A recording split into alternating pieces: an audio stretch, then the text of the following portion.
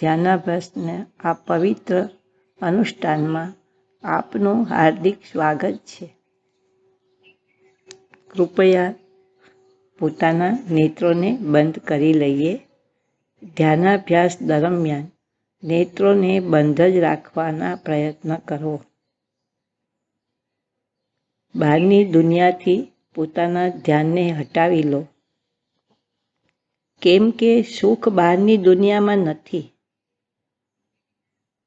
બહિર્મુખ રહેવાથી આપણને આકુરતાનો અનુભવ રહે છે અને આપણે નિરંતર વિષયો બદલતા રહીએ છીએ. ક્યાંય પણ સ્થિરતા પ્રાપ્ત થતી નથી. માટે પોતાનું મુખ પોતાની તરફ કરીએ. પોતાનામાં જ કાયમી સ્થિરતા મળશે. આકુરતા બિલકુલ નહીં રહે. વિષય બદલવાની પણ જરૂર નહીં પડે અને આપણા સુખ પ્રાપ્તિની ઈચ્છા પૂરી થશે. સંસારના અનેક દુઃખોથી મુક્ત થઈ જઈશું. આપણે સ્વયં સુખના બનેલા છીએ. આપણી અંદર જ સુખ છે, પરંતુ ઇન્દ્રિયો ખુલ્લી હોવાથી આપણને એવો ભ્રમ થાય છે કે સુખ બહારથી આવે છે. આ ભ્રમનું નિવારણ કરો. બહારથી દ્રષ્ટિ હટાવી લો. બહારની દ્રષ્ટિમાં જ આપણો ભ્રમ બની રહે છે.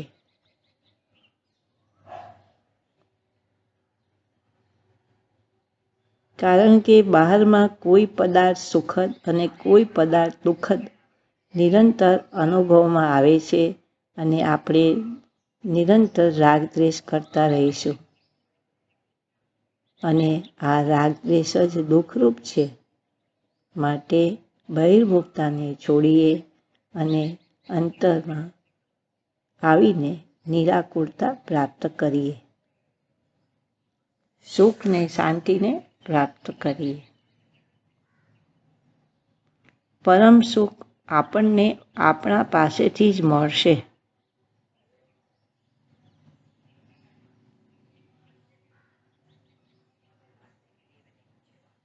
ઇન્દ્રિય જ્ઞાનની હેયતાનો સ્વીકાર કરી.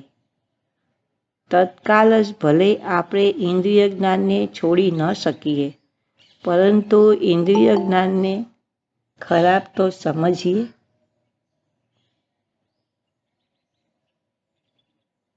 ત્યાંથી જ મોક્ષ માર્ગની શરૂઆત થાય છે. જ્યારે આપણે ઇન્દ્રિય જ્ઞાનને ખરાબ માની લઈએ છીએ તો બહિર્મુખતા પર સ્વયંમેવ લગામ લાગે છે અને આપણે પોતાનાથી યુક્ત રહેવાનો પ્રયત્ન કરીએ છીએ. આ પ્રકારે આપણે ઉત્તરોત્તર અધિક શાંતિનો અનુભવ થાય છે અને આપણે શીઘ્ર જ પૂર્ણ શાંતિને પામી લઈશું. જેટલા પણ જીવ મુક્ત થયા છે તેઓ આ પ્રકારે થયા છે.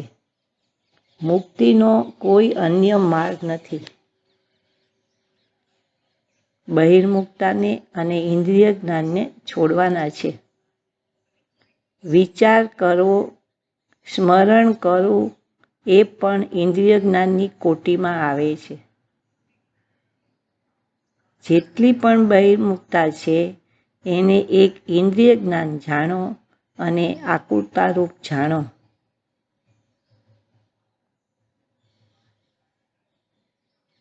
અને જેટલી અંતર્મુખતા છે તે બધી જ નિરાકુરતા છે, સુખ શાંતિરૂપ છે, વિતરાગતારૂપ છે. ત્યાં રાગ દ્વેષ રૂપ આકુરતા બિલકુલ નથી. આટલો જો આપણે નિર્ધાર કરી લઈએ છીએ તો મનુષ્ય જન્મ પામવો બહુ જ હદ સુધી સાર્થક થઈ જાય છે. જ્યારે શ્રદ્ધા સાચી હો, નિર્ણય સહી હો, તો પ્રયત્ન પણ સ્વયંમેવ સહી થઈ જાય છે. જેવો વિશ્વાસ થાય છે એવું આચરણ પણ થઈ જાય છે. આપણી માન્યતા સાચી કરવાની છે. તે માન્યતા પણ ત્યારે સાચી થાય છે કે જ્યારે આપણે અંતર્મુખ થઈને સુખનિધિને ભોગવીએ, શાંતિને ભોગવીએ, ત્યારે આપણી સમજ સાચી થાય છે. સમજ સાચી કરવાને માટે જરૂરી છે કે આપણે ધ્યાનાભ્યાસ કરીએ. નેત્ર બંધ કરીને પોતાના અભ્યંતર અમૂર્ત શરીરથી જ યુક્ત રહો અને પોતાના શારીરિક સ્થિતિ, પોતાના સ્વાસ્થ્યનું વેદન કરીએ, ભોગ કરો. જેવું પણ આપણું સ્વાસ્થ્ય છે, શારીરિક સ્થિતિ છે, સ્વચ્છ હો યા અસ્વચ્છ હો, બંને દશાઓમાં પોતાની સન્મુખ રહેવાનો પ્રયત્ન કરવાનો છે અને પોતાની શારીરિક સ્વાસ્થ્યની સ્થિતિનો અહેસાસ કરતા રહેવાનું છે. આ અત્યંત મહત્વપૂર્ણ છે. અસ્વચ્છ થવાની સ્થિતિમાં પણ આપણને અપ્રિય સંવેદનાનો અનુભવનો થાય છે, તો એ અપ્રિય સંવેદનાનો પણ અનુભવ કરવાનો છે, કેમ કે પોતાની શારીરિક સ્વાસ્થ્ય સ્થિતિનો અનુભવ કરવો એ જ એકાંત સુખી થવાનો ઉપાય છે. એનાથી આપણે બાહ્ય દુનિયાથી વિમુખ રહીએ છીએ. માટે શારીરિક સુખ અથવા તો દુઃખ બંનેમાં જ ક્ષમતા ધારણ કરવાની છે. અંતર્મુક્તાના સમયે એ પણ શક્ય છે કે શરીરના વિભિન્ન ભાગોમાં અપ્રિય સંવેદના પણ મળે, કેમ કે આપણે બહિર્મુખ રહીને વેદના ઉત્પન્ન કરવાવાળા કર્મનો સંચય કર્યો છે. પોતાનું જેવું પણ શારીરિક સ્વાસ્થ્ય હોય એનો અનુભવ કરવો એ જ મોક્ષનો માર્ગ છે. આ ભલી પ્રકાર નિર્ણય કરવા યોગ્ય છે. અન્ય કોઈ મોક્ષ માર્ગ નથી. આ જ મોક્ષનો માર્ગ છે. ન ભૂતકાળમાં હતો, ન વર્તમાનમાં અથવા તો ભવિષ્યમાં બીજો કોઈ માર્ગ નથી. પોતાનું શરીર વિશાળ છે, અનેક અંગોપાંગો છે. આપણે દરેક અંગ, દરેક ઉપાંગના સ્વાસ્થ્યની સ્થિતિનો અનુભવ કરવાનો છે. ભલે એ પોતાના અંગોપાંગોમાં સુખદ અનુભૂતિ મળે યા દુઃખદ અનુભૂતિ મળે, કેમ કે એક જ રસ્તો છે. મુક્તિના અનેક રસ્તા નથી. જ્ઞાનનો માર્ગ પણ નથી, ભક્તિનો માર્ગ પણ નથી. જ્ઞાન પણ નથી કરવાનું, ભક્તિ પણ કરવાની નથી. કેવળ પોતાના શારીરિક સ્વાસ્થ્યનો અનુભવ કરવાનો છે. કેમ કે જે શરીરમાં સ્વાસ્થ્ય અનુભવમાં આવે છે, તે શરીર જ આપણું છે, તે અમૂર્ત છે, તે આપણે જ છીએ. પોતાનું શારીરિક સ્વાસ્થ્યનો અનુભવ કરવો સ્વાવલંબન છે, આત્મનિર્ભર થવું છે, સ્વાધીન થવું છે અને તે પરતંત્રતાથી મુક્ત થવાનો માર્ગ છે.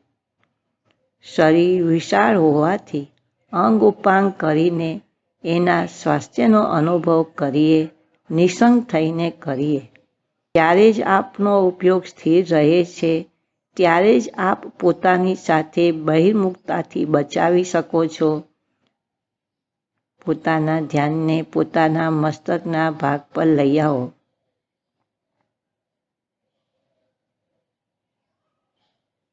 અને મસ્તકના સ્વાસ્થ્યની સ્થિતિને અનુભવમાં લો. મસ્તકમાં આરામ છે યા વેદના છે, જે પણ સ્થિતિ છે તે અનુભવ કરવા યોગ્ય છે.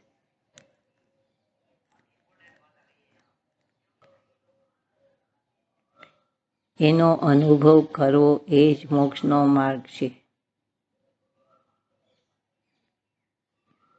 જ્યારે આપણે જે પણ ભાગ પર આવીએ છીએ ત્યાંના સ્વાસ્થ્યની સ્થિતિનો સ્વયંમેવ અનુભવ થાય છે. વેદના હો તો વેદના અનુભવમાં આવે છે, અને વેદના ન હો તો વેદના અનુભવમાં આવતી નથી. ત્યાં સુખ સમજવું, એ અનુભવની સાથે જ આપણે જીવવાનું છે. તે જીવવું એ જ મોક્ષનો માર્ગ છે. આનાથી આપણે રાગાદી દોષોથી બચીએ છીએ. બાહ્ય આરંભ પરિગ્રહથી પણ બચીએ છીએ, કેમ કે બાહ્ય આરંભ પરિગ્રહ દુર્ગતિનું કારણ છે. બાહ્ય જગતના આશ્રયથી આપણી દુર્ગતિ થાય છે. માટે પોતાના અભ્યંતર જગતથી યુક્ત રહો. પોતાનો અભ્યંતર શરીર મસ્તકથી પગ સુધી છે. એનાથી જ આપણી સુગતિ થાય છે. આટલું જ આપણા સુખનું સ્થાન છે. પોતાના ધ્યાનને લલાટના ભાગ પર લાવો.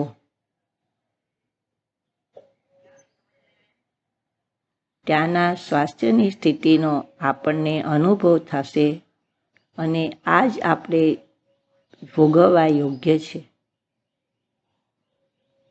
જડ પદાર્થોમાં કોઈ પણ સુખની કે સ્વાસ્થ્યની સ્થિતિ હોતી નથી, કેમ કે એમાં સુખ પણ નથી અને દુઃખ પણ નથી. પોતાનો અભ્યંતર શરીર, પોતાના અમૂર્ત અંગ ઉપાંગ એ જ આપણું સ્વરૂપ છે, અને તે સુખ સ્વભાવી હોવાથી ભોગવવા યોગ્ય છે. જડ પદાર્થોને ભોગવીને આપણે કદી સુખી થઈ શકતા નથી, કેમ કે તેઓ સુખ સ્વભાવથી રહિત છે. પોતાના ધ્યાનને પોતાના ભૂમધ્ય પર લઈ આવો. અહીંયા પણ આરામ કે વેદનાની સ્થિતિ છે, એને અનુભવમાં લો. આ સ્વાનુભવ છે, સ્વાનુભૂતિ છે, શુદ્ધાત્મ અનુભૂતિ છે, સ્વાલંબન છે અને સ્વાસ્થ્ય છે. આ બાહ્ય જગતથી મુક્ત થવાનો ઉપાય છે. અનુભવ ચિંતામણી રતન, અનુભવ હે રસકૂપ, અનુભવ માર્ગ મોક્ષ કો, અનુભવ મોક્ષ સ્વરૂપ. પોતાના સુખ દુઃખનો અનુભવ આપણને થઈ શકે છે. બીજા જીવોના સુખ દુઃખ આજ સુધી આપણા અનુભવમાં આવ્યા નથી, નહીં આવશે.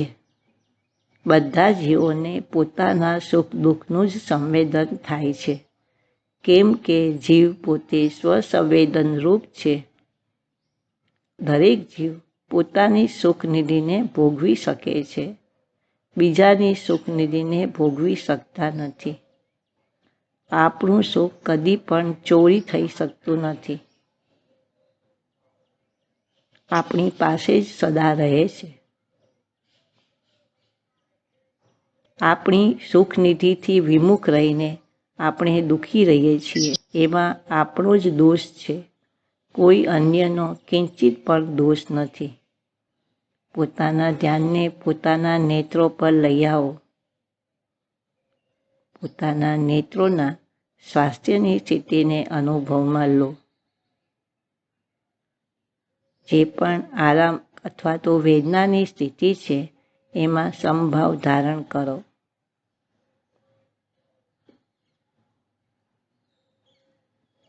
આપણા શારીરિક દુઃખની સ્થિતિમાં પણ પોતાનો જ અનુભવ કરવાનો છે. બહિર્મુખ રહીને આપણે કદી સંસારને સાગરને પાર કરી નહીં શકીએ, અને રાગાદી દોષોથી મુક્ત નહીં થઈ શકીએ. પલ પલ આપણે વિષય બદલતા રહીએ છીએ. કેટલી પણ સ્વાદિષ્ટ મીઠાઈ ખાઈએ, એને બદલીને તરત જ બીજી વસ્તુનું સેવન કરીએ છીએ. બહારમાં ક્યાંય પણ સ્થિરતા નથી. પોતાની સન્મુખ રહીને જ આપણે સ્થિરતા પ્રાપ્ત કરી શકશું. મોક્ષને પ્રાપ્ત કરવો છે.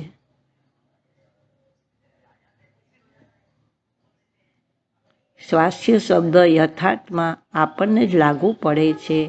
મૂર્ત પદાર્થને શું સ્વાસ્થ્ય કે શું અસ્વાસ્થ્ય એટલું વિશેષ છે કે પોતાના સ્વાસ્થ્યની સ્થિતિની જાંચ એમાં મળેલા આ મૂર્ત શરીરની જાંચથી કોઈ અંશોમાં થાય છે, કેમ કે આપણી અમૂર્ત કાયાના મૂર્ત કાયાથી વિશિષ્ટ સંશ્લેષરૂપ સંબંધ છે. પરંતુ એનું તાત્પર્ય એ નથી કે મૂર્ત શરીર આપણું છે અને મૂર્ત શરીરના સુખ દુઃખનો અનુભવ આપણને થાય છે. સુખ દુઃખ આપણા પોતાના પરિણામ છે.